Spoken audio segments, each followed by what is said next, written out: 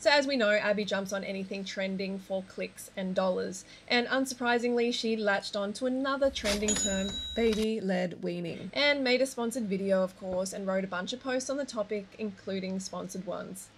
So I came across her baby led weaning posts on Instagram and nearly choked on my banana. I was just speechless as to what this apparent dietitian was feeding her baby. You know, this is actually not funny at all. It's very serious. Her advice is terribly unhealthy and, in fact, dangerous. I even shared a few of these pics on Instagram and had non-vegan mothers messaging me saying they would never feed their infant like this. I feel so helpless for this child getting such a poor start to life like this. And I guess this is really my effort to bring awareness to his situation and her dangerous dietary advice.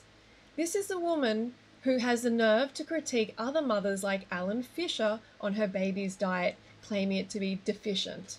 And before we move on, if you want a lifestyle that is actually healthy and will keep you lean long term, then check out my weight loss ebook bundle on my website, thebananagirl.com.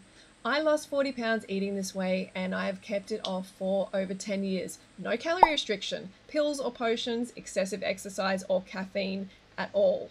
The link is in the description below.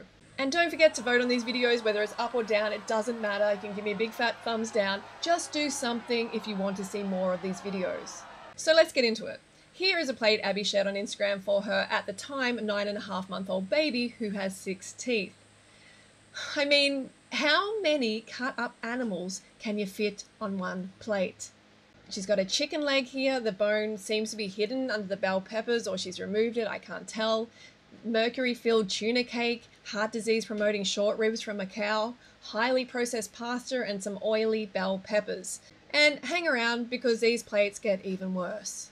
It's actually shocking that she is feeding her baby tuna, because the research shows us that infants eating tuna have an increased risk of brain growth issues and neurological problems as adults. The methyl mercury found in various sea life can literally slow brain development and cognitive ability in infants. And believe me, she feeds her son a ton of fish. So, the chicken leg. There are a lot of reasons not to eat chickens, but one reason stands out in particular for infants and their delicate digestive systems is the salmonella risk. I've even had an adult family member struggle with constant stomach issues and possible parasite infestation after eating contaminated or raw chicken. You know, the risk is no joke. This is very serious. It's a very real problem. Eating chickens is actually the most common source of salmonella poisoning. So seriously, would you then risk feeding that diseased flesh to your 9-month-old baby? A chicken's flesh, cooked or not, is far too unsafe to feed to a baby, let alone an adult human. And the short ribs, where do I start? We know animal product consumption accelerates atherosclerosis development, and it happens as soon as babies start eating it. So she is priming him for future heart disease, the world's biggest killer at 9 months old. And it gets worse. Abby not only loads her son up with carcinogenic meat protein and saturated animal fats, but also restricts her son's fruit intake. In interviews, she talks about letting her baby choose what he eats and how much, that it's so important in the prevention of future eating issues. Yet she goes directly against this philosophy and diligently restricts the healthiest solid food for babies, fruit, as you can see from this post. Now that baby E is getting older and showing clear preferences, mainly to fruit to be honest, I'm being more purposeful in implementing the division of responsibility. So baby E gets 1 serving of dessert, in this case peaches. Once they're gone, that's it.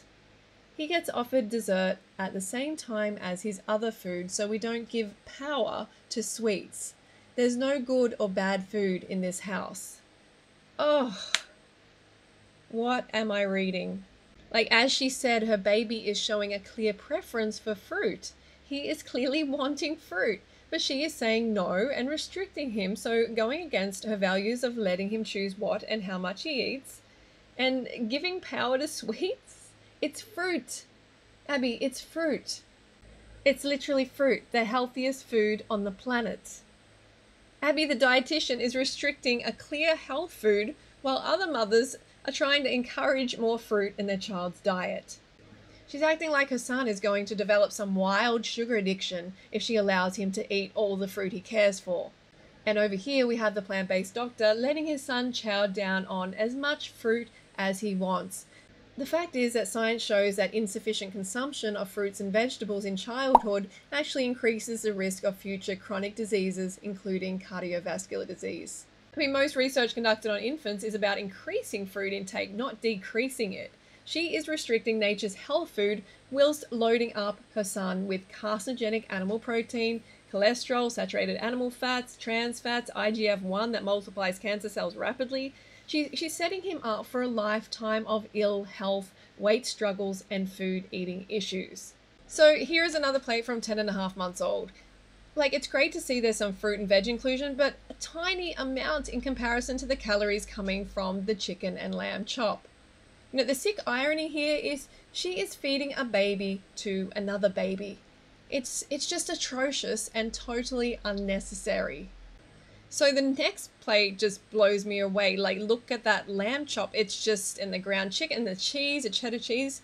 It's like the all-time worst, and it's around 600 calories coming from animal products, and more than half of that is fat, around 20 grams of saturated animal fat, including trans fats as well. You know, this is terrible for a 10-month-old baby's digestive system and arteries. My question here is, Abby, are you trying to give your kid heart disease? Are you trying to make him obese? Are you trying to shorten his life? Because you are doing everything right if that's your goal. Remember, Abby is registered as a dietitian in Canada, but her son's plate looks nothing like Canada's healthy food plate now, does it? As some of you probably know, Canada actually made a great move and recently omitted dairy as a food group and now emphasizes plant proteins over animal proteins. And as you can see, 3/4 of the plate, their plate, is high carbohydrate foods, 1/2 being fresh fruits and veggies.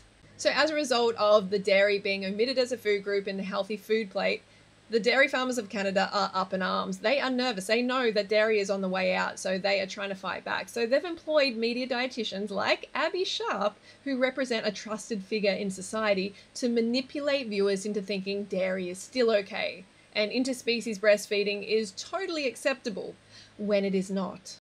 A study conducted by the Dairy Farmers of Canada. She then goes on to make this post. Phew, remember that meat strike we were talking about? Well, this braised beef solved the problem. He had his 12-month shots and wellness check today, and I guess he heard me complain to Dr. Whatever that he has only wanted grapes and tomatoes lately because he came home and ate all of his beef first, followed by his green beans. Yay, my foodie is back. Well, for now, reminding myself it's all just a series of phases. Nothing means anything, and tomorrow he could be on a strict avocado-only diet. Abby literally says nothing means anything in regards to her son's behavior around food. Obviously, his behavior means something, but you just aren't listening, Abby. Okay, so you starved him of glucose from fruit, Abby, and he got so hungry and so desperate for something calorically dense that he had to eat the no fiber, no natural sugar option that you forced upon him. That's not something to celebrate about. That's actually terrible. That's heartbreaking. That's not being a foodie. The poor guy is getting desperate. He's been trying to tell you what he wants over and over, and you are not listening. He goes on a meat strike. He prefers fruit. He throws meat to the dog instead of eating it. My son likes to get into a bit of a throwing mood, and he'll chuck one source of iron straight into my dog Poppy's mouth. You know, the signs are so clear. Why is she insisting on going against her son's basic needs and desires? Clearly not allowing her son to eat intuitively at all. A deficiency in glucose or hypoglycemia is actually a real thing, but protein deficiency isn't. So her protein obsession is not justified by science, and it's also not justified by nature. Abby's human breast milk contains the least protein of any species, the least protein and the highest carbohydrate content of any species. So why is she feeding him like that? All she's doing is creating these eating issues within her son, this irrational fear of sugar, at a very young age, and clogging his arteries for the future. So Abbey Sharp is clearly obsessed with high protein foods, and this is reflected in her son's plate. Baby E, as she calls him in this meal, is getting around 29% protein, basically all animal protein, a tiny 17%, yes, 17% carbs, and around 55% fat, and a whopping 200 grams of cholesterol. This is a 10-month-old baby. And that cheddar cheese, like, where do I start with this mature cheese? We know this is a very unhealthy food. And not only that, but very unethical and especially cruel to other mothers. You know, women like Abby pay to have other mothers enslaved just so they can steal her milk, which was meant for her baby, so then Abby can continue the bizarre practice of interspecies breastfeeding. Even more alarmingly, Abby even makes keto-friendly baby breakfast recipes. It's like anything to hit the SEO, right, Abby? Like, where are the carbs? Where is the fiber? Where is your conscience? Let's take a moment to consider this. The human's glucose requirements peak during childhood and reach approximately twice that of an adult brain. So with such a low carb intake, she is almost putting her baby into a state of ketosis. I mean, hopefully he gets topped up with breast milk, but honestly, I doubt it, probably just more protein. Abby harps on constantly about fiber being important when she criticizes Alan Fisher's baby diet when he has some juice. We're losing out on a lot of those really important fibers. The fiber. But hey Abby, where is the fiber in the majority of your son's diet? Animal products have zero fiber. Zip, zilch, nada. So clean up your own backyard before trying to clean up someone else's. And what about the fact that her child could choke on this lamb bone? In an interview, Abbey Sharp even talks about choking hazards, but then gives her child a huge lamb bone to munch on. On a side note, Abby reposted this photo from another woman on her Instagram story. She's kind of like, you know, boasting that this was an intuitive eating success story or something. A plate of absolute junk food. But hang on a second, don't eat too much fruit. Too much fruit is dangerous. Ugh. Abby, educate yourself. The #1 killer of humans in this world is heart disease. Do you think that's from eating too much fruit? Or too much animal and their secretions? Well, it's obvious what the science says. Look, people like Abby care more about being relatable and PC and liked than honest and accurate because, you know, it just makes more money. You know, Abby always pays lip service to having a healthy relationship with food, yet she then goes and restricts her baby's preferences and health food. She's starting this poor relationship with real healthy food at the earliest point possible. So let's end this video with a private message she sent a viewer of mine. And the viewer is spot on. Abby markets herself as a dietitian, not an influencer like she claims initially in this message. So she writes, all influencers have sponsorships, and I don't think you really understand how sponsorships work. I work with a wide range of brands, plant-based and animal. And the viewer says, I have worked in social media marketing on the end of scouting influencers for brand deals. You have to remember that you are not an influencer. You market yourself as a registered dietitian, assuming you are telling the truth. You should be making recommendations based on your education and not who's paying you. Spot on. It's clear to me now that you are just going to go where the money is, and I don't consider that type of person to be a trustworthy source of information. 100% agree. Please rebrand yourself as an influencer next time around and not as a dietitian because you clearly are only here for that purpose. And she's like, I am both. Dietitians need to pay the bills too. I only align myself with products that I believe in. You've seen the titles, Dietitian Review Such and Such's Diet. Abby registered herself as a dietitian 7 years ago, and since then I can't find any evidence at all of her working with actual patients in a professional sense. She just uses this title to gain credibility and trust amongst uneducated people, and then happily takes money from immoral industries. It's a cunning plan. It's a cunning plan from the wolf in sheep's clothing.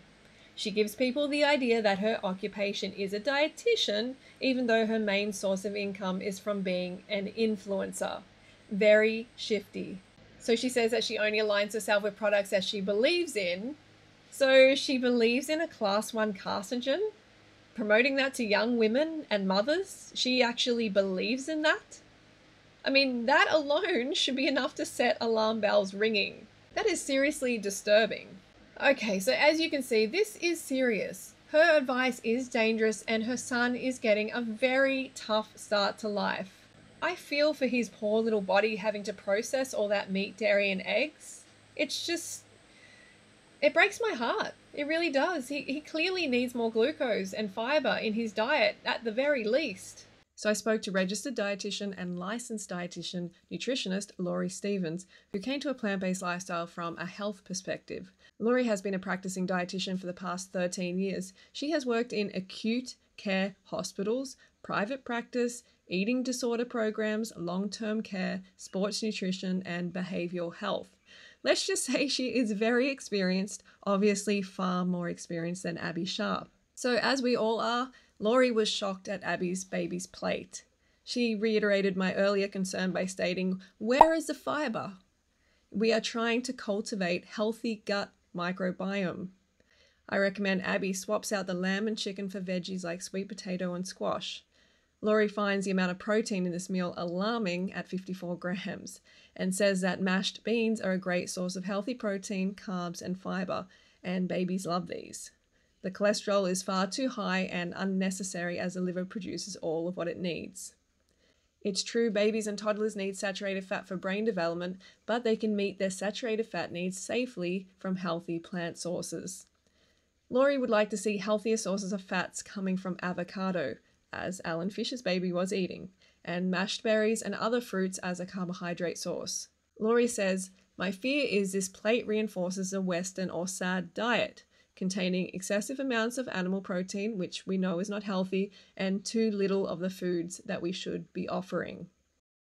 So that was a statement from an actual practicing dietitian and nutritionist who works in hospitals and clinical environments with actual patients. Please consider helping her son and others by doing a video bringing awareness to the dangerous advice that she's giving hundreds of thousands of young women. This is not okay and we need to speak up about it. Okay, so that's my video for today. I will be making more videos on influencer Abbey Sharp, so make sure you subscribe if you want to see more.